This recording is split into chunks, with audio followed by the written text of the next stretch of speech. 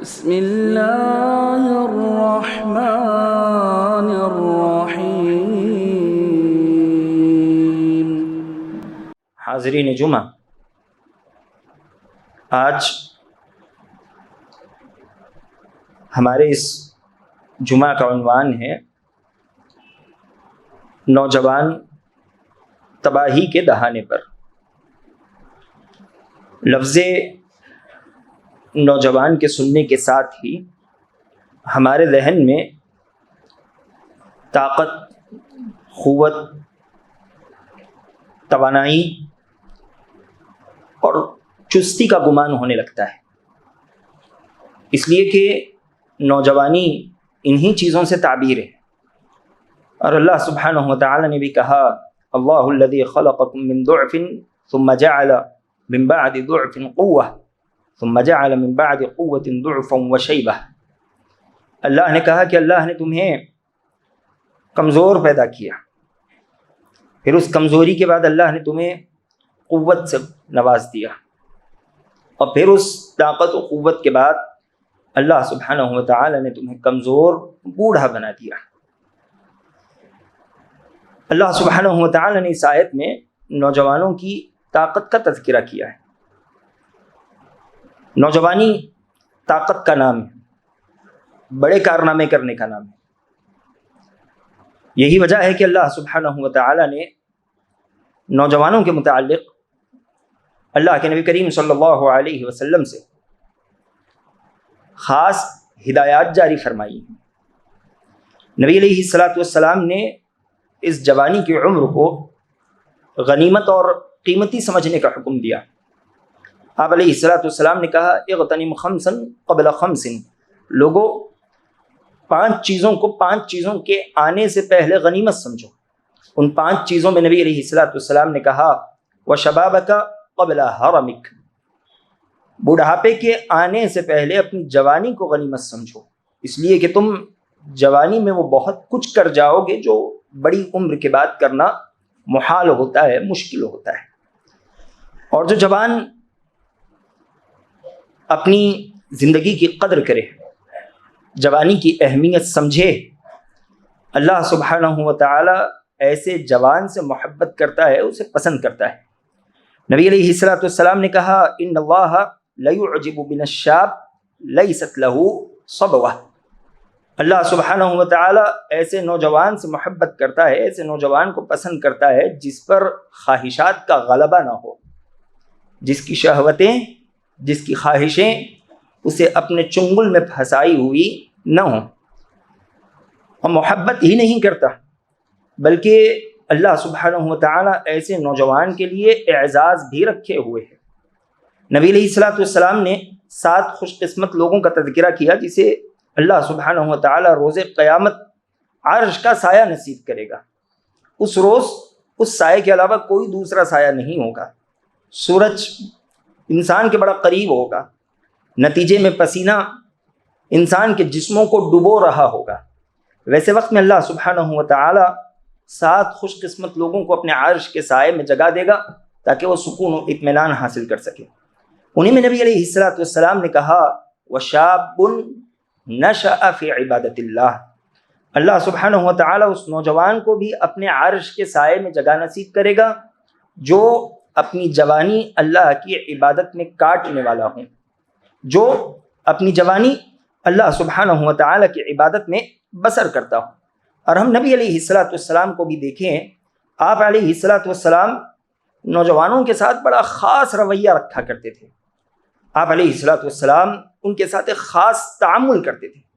نوجوانوں کے ساتھ نبی علیہ السلام کے تعامل پر نظر دوڑائیں تو ہمیں پتہ چلے گا کہ کہیں اللہ کے نبی کریم صلی اللہ علیہ وسلم نوجوانوں کو عقیدے کی تعلیم دے رہے ہیں، کہیں انہیں عبادتوں پر ابھار رہے ہیں، کہیں انہیں اخلاقیات سکھا رہے ہیں، کہیں ان کے دل میں اللہ سبحانہ وتعالی کی نگرانی کا ڈر اور خوف پیدا کر رہے ہیں، کہیں اللہ کے نبی کریم صلی اللہ علیہ وسلم انہیں اپنی جوانیوں کی حفاظت کا حکم دے رہے ہیں، تو کہیں اللہ کے نبی کریم صلی اللہ علیہ وسلم انہیں آنے والی نسلوں کے متعلق ہدایات دے رہے ہیں، اس لیے کہ تم ہی آنے والی نسلوں کے پاسبان ہو، تم ہی سے نسلیں بڑھنے والی ہیں اور تم ہی ان نسلوں کے نگران کار رہو گے۔ اللہ کے نبی کریم صلی اللہ علیہ وسلم کی یہ ہدایات ایسے ہی نہیں تھی، بلکہ ہم دیکھیں نوجوان کسی بھی قوم کی ریڑھ کی ہڈی ہوا کرتے ہیں، کسی بھی قوم کے پائے مضبوط کرنے والے ہوتے ہیں۔ ہم اسلام کی شروعاتی تاریخ دیکھیں تو ہمیں پتہ چلے گا کہ اسلام کے پیڑ کو مضبوط کرنے والے، اس کی جڑوں کو پانی دینے والے اکثر نوجوان صحابہ کرام رضوان اللہ تعالی علیہ اجمعین تھے۔ علی رضی اللہ تعالیٰ نے اسلام قبول کیا، ان کی عمر 11 برس تھی۔ عبداللہ بن مسعود رضی اللہ تعالیٰ نے اسلام قبول کیا، ان کی عمر 19 برس تھی۔ زبیر بن عوام رضی اللہ تعالیٰ نے اسلام قبول کیا، ان کی عمر 11 برس تھی۔ اسی طرح خباب بن ارت نوجوان تھے، عمر بن خطاب رضی اللہ تعالیٰ یہ بھی نوجوان تھے، مصعب بن عمیر، صہیب رومی، سعید بن زید جسے اللہ سبحانہ وتعالی نے عشر مبشرہ میں بنا دیا، یہ بھی نوجوان تھے۔ یہ صحابہ اکرام رضوان اللہ تعالی علیہم اجمعین کی نوجوان جماعت کے کچھ نام ہیں، بڑے گنے چنے۔ اس کے پیچھے ہم دیکھیں تو ہمیں نوجوان صحابہ اکرام رضوان اللہ تعالی علیہم اجمعین کی ایک بڑی جماعت نظر آئے گی جنہوں نے دین اسلام کی جڑوں کو مضبوط کیا، قربانیاں دی، اور ان کی قربانیوں کا نتیجہ ہے کہ آج ہم اللہ سبحانہ وتعالی کے فضل و احسان سے توحید کے ماحول میں سانس لے رہے ہیں، اللہ سبحانہ وتعالی کی حقیقت کو جانتے سمجھتے ہیں اور اللہ سبحانہ وتعالی کی عبادت کے لائق ہیں۔ یہ ان نوجوان صحابہ کرام رضوان اللہ تعالی علیہم اجمعین کی قربانیوں کا اثر ہے۔ اگر یہی نوجوان نسل اپنی اس ذمہ داری کو بھول جائے، بے مقصد زندگی بسر کرنے لگے، تو اس بے مقصد زندگی سے صرف نوجوانوں کا نقصان نہیں ہوگا، بلکہ وہ جس معاشرے میں زندگی بسر کر رہے ہیں وہ معاشرہ بھی پریشانی کا شکار ہو جائے گا، اور اس میں کوئی دو رائے اور شک نہیں ہوگا کہ وہ معاشرہ بھی ان نوجوانوں کے ساتھ تباہی کے دہانے پر پہنچ جائے گا۔ آج کا جو ہمارا عنوان ہے نوجوان تباہی کے دہانے پر، اگر اس عنوان کو بدل دیا جائے اور کہے کہ معاشرہ تباہی کے دہانے پر، تو دونوں کا معنی ایک ہی ہوگا۔ معاشرہ تباہی کے دہانے پر پہنچے گا نوجوانوں کے تباہی کے دہانے پر پہنچنے کی وجہ سے۔ نوجوانوں کو اپنی ذمہ داری اور اپنا کردار سمجھنے کی بے حد سخت ضرورت ہے۔ ہاں، ایک دوسرا پہلو بھی ہے، ہم مایوس نہ ہوں اور نہ ہی ہمیں کسی اور کو مایوس کرنے کی ضرورت ہے۔ بفضل اللہ، یہ اللہ سبحانہ وتعالی کا بڑا احسان ہے کہ ہم پچھلے 15-20 برس کا مطالعہ کرے، جائزہ لے تو ہمیں پتہ چلے گا کہ یہ پچھلے 15-20 برس مسلم نوجوانوں کے لیے بڑے مفید ثابت ہوئے ہیں۔ بہت سے نوجوان بیدار ہوئے ہیں، ان کی زندگیاں اللہ سبحانہ وتعالی کی خواہش کے مطابق گزر رہی ہیں، انہیں دیکھنے پر رشک محسوس ہوتا ہے۔ لیکن دوسرا پہلو بھی ہماری نظروں سے کبھی اوجھل نہیں ہو سکتا۔ آج مسلمان نوجوانوں کی اکثریت بے راہ روی کا شکار ہے، انہیں اللہ سبحانہ وتعالی کی عبادت اور دین اسلام سے کوئی سروکار نہیں۔ اگر ہم آج ایک مسلم نوجوان کو سر تپا دیکھے تو ہمیں لگے گا کہ وہ وضع میں نصارہ اور تمدن میں ہنود ہو چکا ہے، نصرانیوں اور یہودیوں کی اس کی شکل و شباہت لگے گی، اس کے چال چلن کردار ہندوانہ لگیں گے۔ آپ ایک مسلمان کے بال دیکھیں، وہ کہیں سے کٹائے ہوئے کہیں سے چھوڑے ہوئے ہوں گے۔ اللہ کے نبی کریم صلی اللہ علیہ وسلم نے اس طرح کے بال کٹانے سے منع کیا۔ عبداللہ بن عمر رضی اللہ تعالیٰ عنہ کہتے ہیں، نہا نبی صلی اللہ علیہ وسلم عن القزع، اللہ کے نبی کریم صلی اللہ علیہ وسلم نے قزع سے منع کیا ہے کہ کچھ بال چھوٹے کر لو، کچھ بال بڑے رکھو۔ نبی علیہ الصلوۃ والسلام نے ایک صحابی کو دیکھا کہ ان کے بال ایسے ہی تھے، کچھ چھوٹے کچھ بڑے۔ آپ علیہ الصلوۃ والسلام نے کہا احلقوہ کلہ او اترکوہ کلہ، یا تو سارے کاٹو یا پھر سارے چھوڑ دو، اس طرح کے بال مت رکھو۔ آپ علیہ الصلوۃ والسلام نے ایسے بال رکھنے سے کیوں منع کیا؟ ہمیں دوسری روایتوں سے پتہ چلتا ہے کہ یہ دشمنان اسلام کی حرکت تھی، ان کی علامت تھی، یہ ان کی عادت تھی۔ آج ہمارا مسلم نوجوان انہی کی طرح بال بنانا چاہتا ہے۔ چہروں کا مسئلہ ہو، نبی علیہ الصلوۃ والسلام نے کہا وَعْفُ اللُّحَىٰ وَقَصُّ الشَّوَارِبِ، داڑیاں بڑھاؤ، انہیں معاف کرو، مونچھ کاٹا کرو، مونچھ تراشا کرو، لیکن ان کی مونچھیں منہ میں گھستی ہوئی اور داڑھی چہرے سے چمٹی ہوئی نظر آتی ہے۔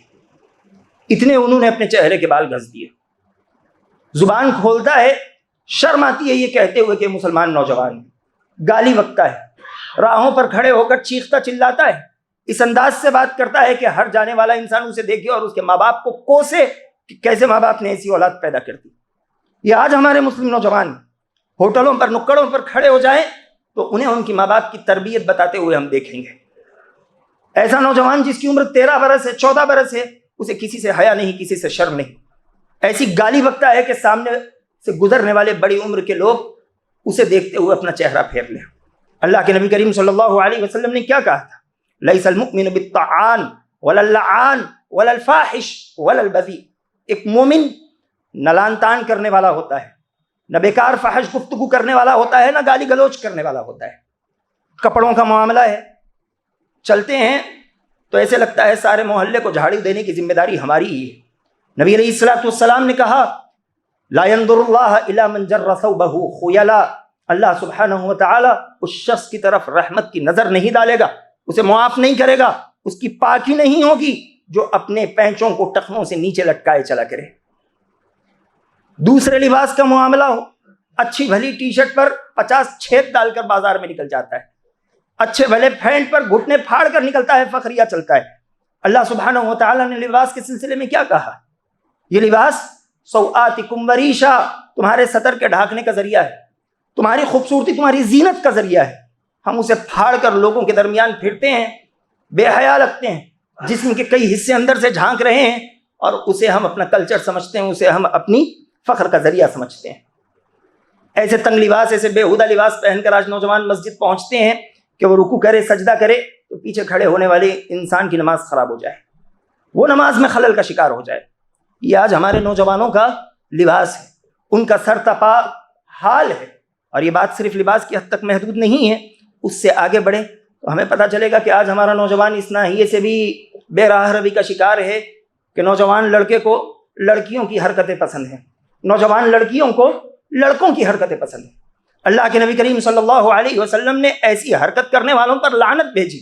عبداللہ بن عباس رضی اللہ تعالیٰ عنہ راوی حدیث ہے، کہتے ہیں لعن رسول اللہ صلی اللہ علیہ وسلم المتشبہین من الرجال بالنساء والمتشبہات من النساء بالرجال۔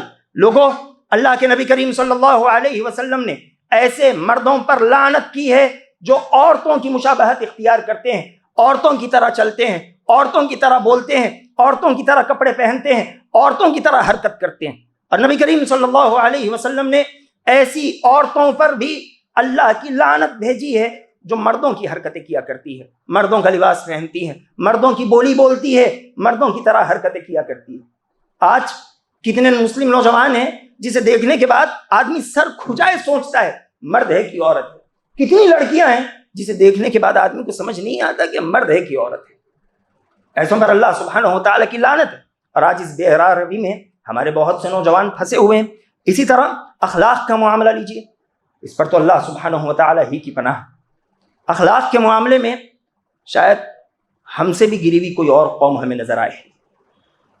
اخلاق کے معاملے میں جب بات کی جائے تو نوجوانوں کا تعامل بڑوں کے ساتھ یہ سر فہرست دیکھا جائے گا۔ آج ہمارے بڑے ہمارے نوجوانوں پر بوجھ ہیں، وہ انہیں اپنے سینے کی چٹان محسوس کر رہے ہیں۔ بڑوں کی تعلیمات، بڑوں کی نصیحتیں، بڑوں کے سکھائے ہوئے درست انہیں اپنے گلے کا پٹا نظر آتے ہیں۔ اور حد تو یہ ہے کہ ہم بہت سے نوجوانوں کو اپنے بڑوں اور اپنے بزرگوں کا مذاق اڑاتے ہوئے دیکھتے ہیں۔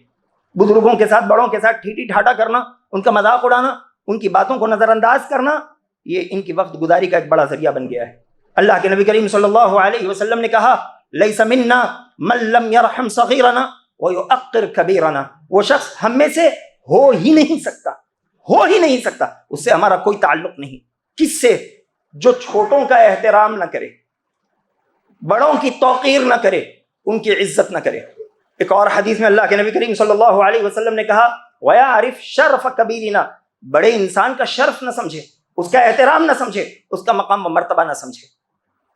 آج نوجوانوں کو بڑوں کے ساتھ اخلاقی پہلو بہتر کرنے کی ضرورت ہے، اور جب بات بڑوں کی آئے تو ماں باپ ان میں سر فہرست ہوتے ہیں۔ آج نوجوانوں کی اکثریت اپنے ماں باپ کو خون کے آنسو رلا رہی ہے، ماں باپ کو ذلیل کر رہی ہے، ماں باپ کو شرمندہ کر رہی ہے۔ لیکن ہم نے شاید ایسے کوئی والدین آج تک نہیں دیکھے جنہوں نے اپنی اولاد کو ذلیل کیا، جو راستے میں چوراہے پر لوگوں کے سامنے اپنی اولاد کی برائی بیان کرتے پھرتے ہوں، لیکن اولاد کو اس بات کی کوئی فکر نہیں ہے، ماں باپ کی قربانیوں کی کوئی فکر نہیں ہے، ان کے احساسات، ان کی محبتوں کی کوئی فکر نہیں ہے۔ ماں باپ لوگوں کے سامنے اولاد کی تعریف کرتے ہیں، گھر میں قدم رکھتے ہیں تو ان کے دل کانپ رہے ہوتے ہیں کہ پتہ نہیں بچہ کیا کہہ دے، کیا پٹک دے, کیا توڑ دے, مجھے کیا کہہ دے. یہ آج ہمارے نوجوانوں کا حال ہو چکا ہے. اس سلسلے میں ہمیں ہوش کے ناخن لینے کی ضرورت ہے. اللہ کے نبی کریم صلی اللہ علیہ وسلم نے کہا کہ لوگوں خبردار رہو, 2 گناہ ایسے ہیں جسے اللہ سبحانہ و تعالیٰ اسی دنیا میں مزہ چکھا دیا کرتا ہے. البغی وعقوق الوالدین. بغاوت کس طرح کی؟ جسمانی بغاوت.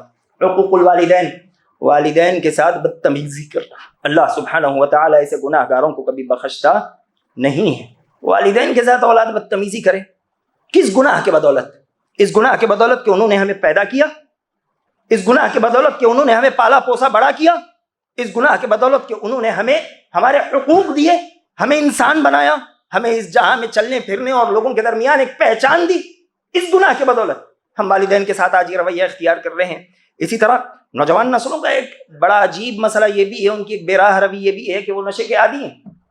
آج ایک نوجوان جس کی عمر 13 برس 14 برس ہوتی ہے, اسی عمر میں نشے کا عادی پڑ رہا ہے, اور نتیجے میں وہ ایسی بدتر حرکتیں کرتا ہے کہ خاندان کی سال ہا سال یا صدی سے کمائی ہوئی عزت مہینوں میں ہفتوں میں مٹی میں ملا دیتا ہے. کسی کے گھر سے چوری کر رہا ہے, کسی کی بکری مار رہا ہے, کسی کی مرغی مار رہا ہے. وجہ کیا ہے کہ بس ایک وقت کا نشہ اسے مل جائے. کسی کے جسم پر حملہ کر رہا ہے, کسی کی چین کھینچتا ہوا نظر آ رہا ہے. یہ کوئی عجیب باتیں نہیں ہیں. اب میں سمجھتا ہوں کہ میری یہ باتیں آپ لوگوں کو عجیب بھی نہیں لگ رہی ہوگی, اس لیے کہ ہم اس طرح کے واقعات کے عادی ہو چکے ہیں. وہ باپ جس نے ساری زندگی محنت سے کمایا, اپنے گھر اپنے خاندان کو عزت بخشی, اسی گھر کا بچہ اس طرح کی بدتر اور غلیظ حرکت کر کے اس خاندان کی ناک کو مٹی میں ملا دیتا ہے. اسی طرح نوجوانوں کی بے راہ روی کی ایک شکل عشق اور معاشقہ بھی ہے. بہت سے مسلم نوجوان مسلم لڑکیوں کے ساتھ عشق معاشقے میں پڑے ہوئے, بہت سی مسلم لڑکیاں مسلم نوجوانوں کے ساتھ عشق و معاشقے میں ہیں, اور کہنے کے لیے زبان میں اتنی ہمت نہیں ہے کہ بہت سے مسلم نوجوان لڑکے اور لڑکیاں کسی اور کے ساتھ بھی عشق و معاشقے میں پڑی ہوئی ہیں. یہ کیا ان کے اخلاقی بگاڑ نہیں ہے؟ کیا یہ اس ناحیے سے تباہی کے دہانے پر نہیں ہے؟ ہاں, بعض ایسے بھی ہیں جو آپس میں لڑکی لڑکے سے تو نہیں ملتے, لیکن ان کی خلوتیں ان کی زندگیاں تباہ کر رہی ہیں. اکیلے میں جاتے ہیں تو اپنی جوانیوں کو اپنے ہاتھوں سے تباہ و برباد کر رہے ہیں. نتیجہ یہ نکلتا ہے کہ 24 برس 25 برس کے ہوتے ہیں تو نکاح کے نام سے انہیں ڈر لگنے لگتا ہے, وہ شادی کے نام سے گھبراتے ہیں, بھاگتے ہیں. یہ سب ان کی بے راہ روی کا نتیجہ ہے. یہ جتنے میں نے اخلاقی بگاڑ آپ کے سامنے بیان کی, اخلاقی بگاڑ ہے, لیکن یہی سارے اخلاقی بگاڑ نہیں, یہی صرف نوجوانوں کی تباہی کا بڑا نتیجہ نہیں ہے, بلکہ ایک اور پہلو ہے جو ان تمام تر بگاڑوں سے زیادہ خطرناک ہے, لیکن عام طور پر اس پہلو پر ہم میں سے کسی ذمہ دار کی نگاہ کم ہی پڑتی ہے. وہ ہے نوجوانوں میں عقائد کا بگاڑ, نوجوانوں میں دین اور دینی مسائل کا بگاڑ. آج مسلم نوجوانوں کو دین بیزاری میں ہم دیکھتے ہیں. دین کا نام لینے پر ایک مسلم نوجوان آج بے چین ہو رہا ہے, اسے خود کو مسلمان کہنے سے شرم محسوس ہوتی ہے. آج اسلامی تعلیمات کو وہ اپنے گلے کا پھندا سمجھ رہا ہے. اس کے سامنے آپ اللہ کے نبی کریم صلی اللہ علیہ وسلم کی حدیث پڑھ دیجئے, صحابہ کی زندگیاں رکھ دیجئے, قرآن کی آیات تلاوت کر دیجئے, اس کے کان پر جو رینگتی ہوئی آپ نہیں دیکھو گے. وجہ کیا ہے؟ وجہ یہ ہے کہ اسے ان تمام چیزوں سے فرق نہیں پڑتا. وہ آزاد زندگی جینا چاہتا ہے, وہ اسلامی بندھنوں میں بند کر رہنا نہیں چاہتا. وہ کہتا ہے میرا جسم, میری زندگی, میری مرضی. وہ اسی سوچ اور اسی فکر کے ساتھ اپنی زندگی بسر کرنا چاہتا ہے.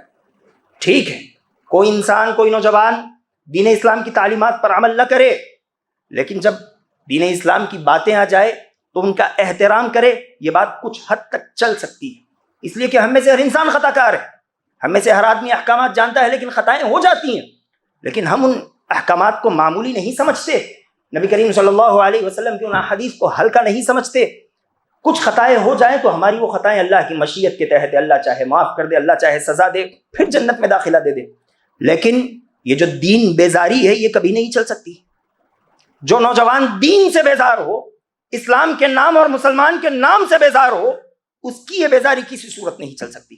اللہ سبحانہ و تعالی نے کہا وَمَن يَبْتَغِ غَيْرَ الْإِسْلَامِ دِينًا فَلَن يُقْبَلَ مِنْهُ. جو انسان اسلام کے علاوہ کوئی اور دین چاہے, اللہ سبحانہ و تعالی اس سے وہ کبھی قبول نہیں کرے گا. اور جو اسلام چھوڑ کر کوئی اور دین کے ساتھ آ جائے, وہ انسان کبھی کامیاب بھی نہیں ہو سکتا. اس سلسلے میں اللہ سبحانہ و تعالی نے کہا ان الذین کفروا وماتوا وهم کفار فلن يقبل من احدهم ملء الارض ذهبا ولو افتدى به. اللہ سبحانہ و تعالیٰ نے کہا کہ جو آدمی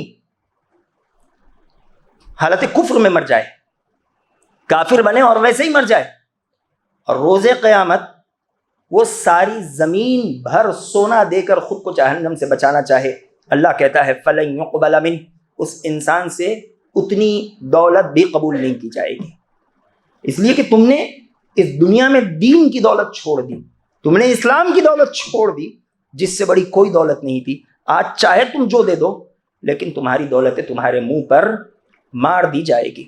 آج مسلمان نوجوان آزادانہ زندگی بسر کرنے کا خواہش مند ہے، کہتا ہے میرا جسم ہے میری مرضی، تمہارا جسم تمہاری مرضی.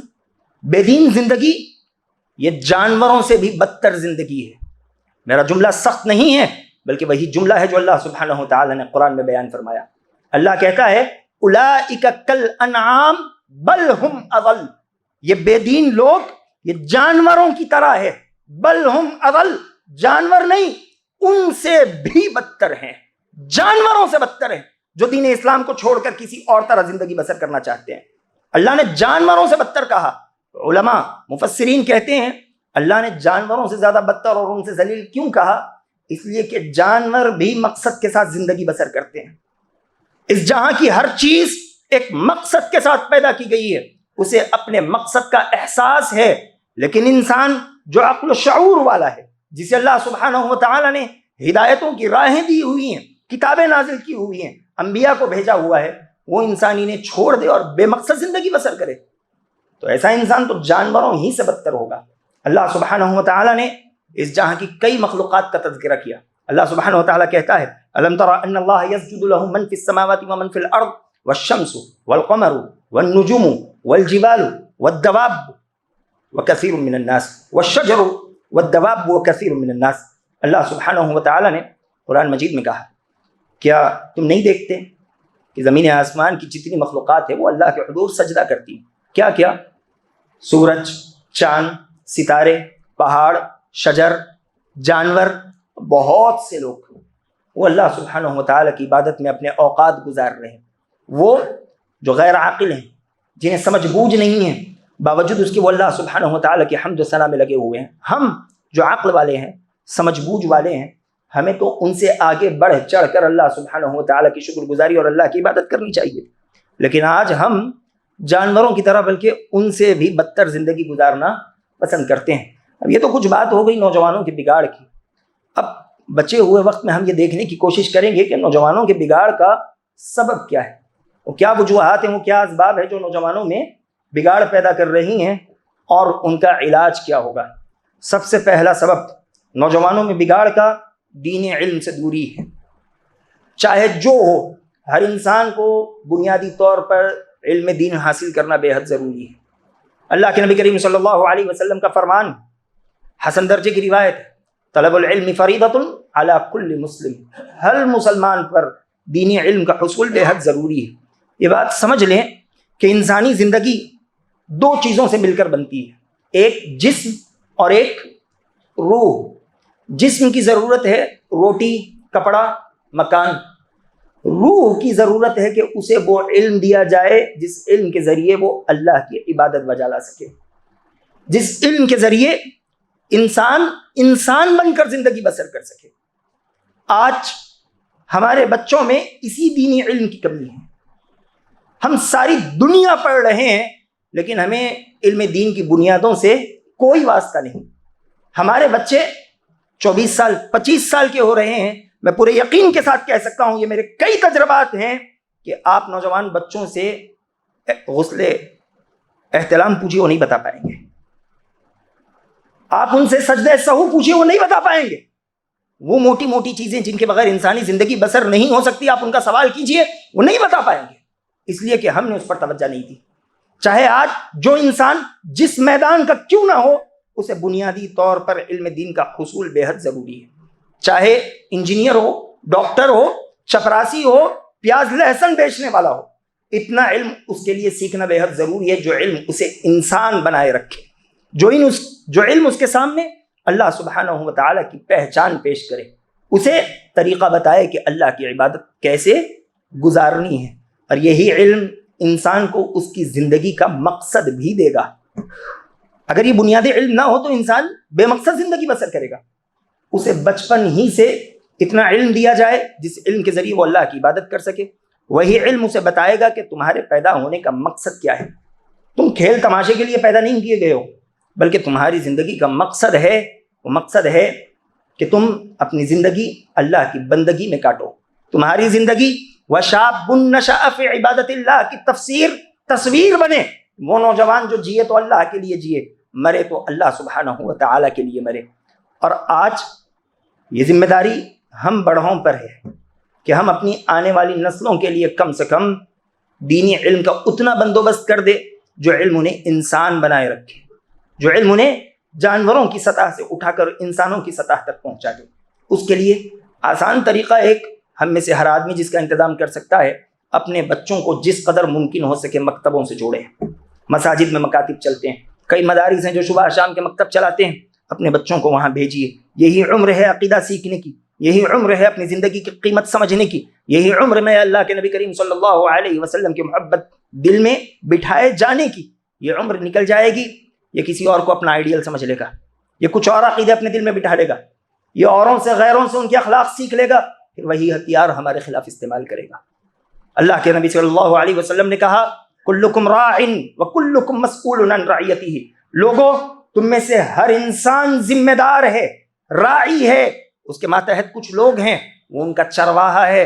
وکلکم مسئول عن رعیتہ، تم میں سے ہر آدمی سے اس کے ماتحت لوگوں کے متعلق اللہ سوال کرے گا۔ وہ انسان پوچھا جائے گا، اسے جواب دینا پڑے گا کہ اس نے اپنے ماتحت لوگوں کی کتنی تربیت کی، اس نے ان کی کتنی ذمہ داری نبھائی، اس نے انہیں کتنا انسان بنائے رکھا، کتنا اس نے ان کے درمیان اللہ سبحانہ و تعالیٰ کی پہچان دی۔ تو یہ ایک بڑا سبب ہے علم دین سے دوری۔ اور جب علم دین لوگوں میں آ جائے، بنیادی علم دین ہی صحیح، وہ علم دین انسان کو بے راہ روی سے بچائے گا، نوجوان ہونے سے پہلے ان کی نوجوانیوں کی حفاظت کرے گا۔ اسی طرح ایک اہم بات اسی سلسلے سے جڑی ہوئی کہ بچوں کی تربیت بچپن سے کی جائے، بچپن سے کی جائے۔ یہ چھوڑ کر، یہ کہہ کر بچوں کو نہ چھوڑیں کہ بچے ہیں، بڑے ہوں گے تو سیکھیں گے، نہیں، بچے ہیں اسی لیے آپ کو انہیں سکھانا پڑے گا۔ نبی کریم صلی اللہ علیہ وسلم نے 7 سال کے عبداللہ بن عباس رضی اللہ تعالیٰ انہیں نماز پڑھنا سکھایا۔ 7 سال کے ہیں، آپ صلی اللہ علیہ وسلم کے پیچھے بیٹھے ہیں، کہہ رہے ہیں یا غلام انی اعلمک کلمات احفظ اللہ تجدہ تجاہ اذا سألت فاسأل اللہ واذا استعنت فاستعن باللہ۔ اس قدر عقیدے کی اہم تعلیمات اللہ کے نبی کریم صلی اللہ علیہ وسلم نے ابن عباس رضی اللہ تعالیٰ عنہ کو دی، جو کہ ابھی جوانی کی دہلیز پر قدم بھی نہیں رکھے ہوئے تھے۔ آپ نے سلمہ بن اکوع رضی اللہ تعالیٰ عنہ سے کہا یا غلام سم اللہ وکل بیمینک، اے بچے اللہ کا نام لے کر کھاؤ، قریب سے کھاؤ، سیدھے ہاتھ سے کھاؤ، تھالی میں ادھر ادھر ہاتھ نہ پھیلاؤ۔ بچے ہیں، لیکن اسی وقت سے نبی علیہ السلام نے انہیں سکھایا، انہیں سمجھایا۔ بچپن میں بچوں کی تربیت کی جائے۔ اللہ کے نبی کریم صلی اللہ علیہ وسلم کہتے ہیں کل مولود یولد علی الفطرہ فابواہ یہودانہ او ینصرانہ او یمجسانہ، ہر بچہ پیدا ہوتا ہے تو فطرت پر پیدا ہوتا ہے۔ انسان کی فطرت دین اسلام ہے۔ بالفاظ دیگر اگر ہم کہیں تو یہ کہ ہر بچہ مسلمان پیدا ہوتا ہے، اللہ سبحانہ و تعالیٰ کے احکامات پر عمل کی خواہش اور جذبے سے پیدا ہوتا ہے۔ بگڑتا کیسے؟ آج ہمارے نوجوان بگڑے ہوئے کیسے ہیں؟ نبی علیہ السلام کہتے ہیں فَأَبَوَاهُ يُهَوِّدَانِهِ، اس کے ماں باپ ہوتے ہیں جو اسے یہودی بنا دیتے ہیں، او يُنَصِّرَانِهِ، عیسائی بنا دیتے ہیں، او يُمَجِّسَانِهِ، یا پھر آگ کا پجاری مجوسی بنا دیا کرتے ہیں۔ آج ہمارے بچے بگڑ رہے ہیں یا آگے بگڑیں گے تو اس میں ہم ذمہ داروں کا بڑا ہاتھ ہے، ہم ماں باپ کا بڑا کردار ہے۔ آج ہم انہیں کوستے ہیں، میں سمجھتا ہوں کہ ان سے پہلے ہمیں اپنی گزری حرکتوں کو کوسنا چاہیے اور آنے والی زندگی کی صحیح سے تخطی کرنی چاہیے، اس کا ایک ٹائم ٹیبل منظم نظام الاوقات بنانا چاہیے۔ اسی طرح بری دوستی بھی نوجوانوں کی بے راہ روی کا ایک بڑا سبب ہے، اور سیدھے ہم نوجوانوں سے کہیں گے اور ان تمام لوگوں سے کہیں گے جن کی دوستیاں بگڑی ہوئی ہیں، یہ بری دوستی جو آج آپ کو وقتیہ خوشیاں دے رہی ہیں، آپ کے لیے کھیل تماشا اور ٹھیٹی ٹھاٹا کا ایک بڑا سامان ہے، جن کی مجلس میں بیٹھ کر اٹھنے کے بعد وقتی طور پر آپ اپنے دل کو کھلا ہوا سمجھتے ہو، یہ حقیقت میں دوستی نہیں بلکہ آپ کی دشمنی ہے جو آپ پال رہے ہو۔ اللہ سبحانہ و تعالیٰ کہتا ہے وَيَوْمَ يَعَضُّ الظَّالِمُ عَلَى يَدَيْهِ يَقُولُ يَا لَيْتَنِي اتَّخَذْتُ مَعَ الرَّسُولِ سَبِيلًا يَا وَيْلَتَى لَيْتَنِي لَمْ أَتَّخِذْ فُلَانًا خَلِيلًا لَقَدْ أَضَلَّنِي عَنِ الذِّكْرِ بَعْدَ إِذْ جَاءَنِي۔ اللہ سبحانہ و تعالیٰ نے کہا قیامت کا دن ہوگا، انسان اپنی انگلیاں کتر رہا ہوگا، یہ ہڈیاں چبا رہا ہوگا، کیا کہے گا؟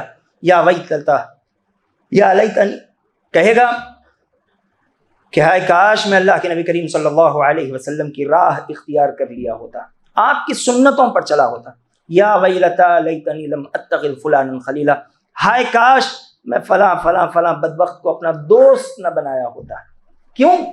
لقد اضلنی عن الذکر بعد اذ جاءنی، فلاں فلاں فلاں بدبخت نے اللہ کے احکامات کے آ جانے کے باوجود اس نے مجھے ان سے دور کر دیا، اس نے مجھے نمازوں سے دور کر دیا، قرآن سے دور کر دیا، اچھی دوستیوں سے دور کر دیا، نبی کریم صلی اللہ علیہ وسلم کی سنتوں سے دور کر دیا۔ اچھی دوستیاں یہ دنیا میں انسان کو فائدہ دیتی ہے، نیک بناتی ہے، قیامت تک باقی رہتی ہے۔ اللہ نے کہا الاخلاء یومئذ بعضهم لبعض عدو الا المتقین، اللہ نے کہا یہ سب بھائی چارگیاں قیامت کے دن دشمنیوں میں بدل جائے گی۔ عدو، ایک دوسرے کے دشمن ہوں گے، دیکھیں گے ایک دوسرے پر نفرت کی نگاہیں ڈالیں گے، پیٹ پھیر کر بھاگیں گے۔ الا المتقین، سوائے نیکوکاروں کے، متقی لوگوں کے۔ یہ بری دوستیاں انسان کو بدل دیا کرتی ہیں۔ نبی علیہ الصلوۃ والسلام نے کہا المرء علی دین خلیلہ فلینظر احدکم من یخالل، دوست کے دین پر ہوتا ہے۔ تم میں سے ہر آدمی اچھے سے جانچ پڑتال کر لے، دیکھ بھال کر کے دوستی کرے کہ کسے وہ اپنا دوست بنا رہا ہے۔ اسی طرح ایک بڑا سبب ہے ہمارے نوجوانوں کی تباہی بربادی کا، بے راہ روی کا، مغربی کلچر۔ یہ بات آپ سمجھ لیں کہ قوموں کے درمیان شروع ہی سے مقابلہ رہا ہے۔ ہر قوم چاہتی ہے کہ دوسری قوم پر غالب آ جائے، سامنے والی قوم مغلوب ہو جائے، کمزور، ذلیل اور رسوا ہو جائے۔ پچھلے زمانے میں لوگ اپنے اس مقصد کو پورا کرنے کے لیے تلواروں بھالوں کا استعمال کیا کرتے تھے۔ آج وہ دور نہیں ہے۔ آج ہمارے دشمن ہمیں ذلیل کرنا چاہتے ہیں، لیکن انہوں نے اپنے کلچر کا ہتھیار ہمارے نوجوانوں پر پھینکا، اور جس کے نوجوان شکار ہو گئے، نتیجے میں آج مسلم معاشرہ کمزور ہو گیا ہے۔ اس لیے کہ ہمارے نوجوان کمزور پڑ گئے۔ معاشرہ نوجوانوں سے مضبوط ہوتا ہے، نوجوانوں کی کمزوری سے کمزور ہو جاتا ہے۔ آج دشمنوں کے ہر کلچر کو اپنا نوجوان دل کھول کر قبول کرتا ہے۔ نتیجہ ہونا تو یہ چاہیے تھا کہ نوجوان دشمنوں کے بالمقابل کھڑا ہو جاتا، ان کی ہر عادت کا انکار کرتا، ان کے بالمقابل اسلامی تعلیمات پیش کرتا، لیکن ایسا تو نہیں ہے، بلکہ وہ دل کھول کر ان کی عادتوں کو قبول کر رہا ہے۔ اس کی بھی بڑی وجہ یہی ہے کہ ہم نے ان کے سامنے کوئی بہتر کلچر نہیں رکھا، کوئی ایسی شخصیت ان کے سامنے پیش نہیں کی جو ان کے لیے آئیڈیل کے طور پر ہو۔ حالانکہ اسلام نے ہمیں دی ہوئی ہے ایسی شخصیت جو دنیا کے کسی مذہب میں موجود نہیں، ایسا ترہ جو اللہ نے ہمارے علاوہ کسی کو نہیں دیا۔ اور میں پورے یقین کے ساتھ کہہ سکتا ہوں شاید ہم میں سے یہاں کوئی ایسے لوگ بھی ہوں جنہوں نے اپنے بچوں کو نبی کریم صلی اللہ علیہ وسلم کی پوری سیرت کبھی پڑھائی ہو، جنہوں نے عشرہ مبشرہ کی سیرت سے انہیں آگاہ کیا ہو۔ وہ نہیں جانتے، وہ کیا جانتے ہیں؟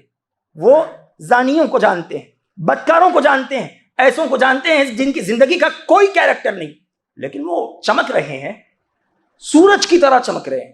انہیں آئیڈیل سمجھتے ہیں، وہ سمجھتے ہیں کہ ہماری زندگی کا مقصد ہے کہ ہم وہاں تک پہنچ جائیں۔ وہاں تک نہیں پہنچ سکتے، ٹھیک ہے، ان کی طرح چلیں گے، ان کی طرح بولیں گے، ان کی طرح حرکتیں کریں گے، ان کی طرح معاشرے کو بگاڑیں گے جیسے وہ بگاڑ رہے ہیں۔ اس لیے کہ ہم نے تو انہی کو دیکھا۔ انسان تقلیدی مزاج کا ہے، وہ جو دیکھتا ہے وہ کرتا ہے۔ آپ انہیں اللہ کے نبی کریم صلی اللہ علیہ وسلم کی سیرت دکھائیے، صحابہ کرام رضوان اللہ تعالی علیہ مجمعین کی زندگیاں دکھائیے، نہیں دکھائیں گے تو ہمارے نوجوان ایسے ہی تباہ ہوں گے جیسے کہ وہ تباہ ہو رہے ہیں۔ آخری بات کہتے ہوئے اپنی بات کو ختم کرتا ہوں۔ آج کا نوجوان شیطان اور نفس امارہ سے غافل ہے۔ یہ دو چیزیں انسان کے بڑے کھلے دشمن ہیں۔ اللہ سبحانہ و تعالی نے شیطان کے متعلق کہا ان الشیطان لکم عدو مبین، شیطان تمہارا کھلا دشمن ہے۔ نفس امارہ انسانی جسم کا ایک نفس ہے، خواہش ہے جو اسے برائی کی دعوت دیتا ہے۔ ان النفس لامارۃ بالسوء۔ آج بہت سے لوگ ان دونوں دشمنوں سے غافل ہیں، کہتے ہیں کہ ہم آزاد ہیں، اپنی مرضی کے مالک ہیں۔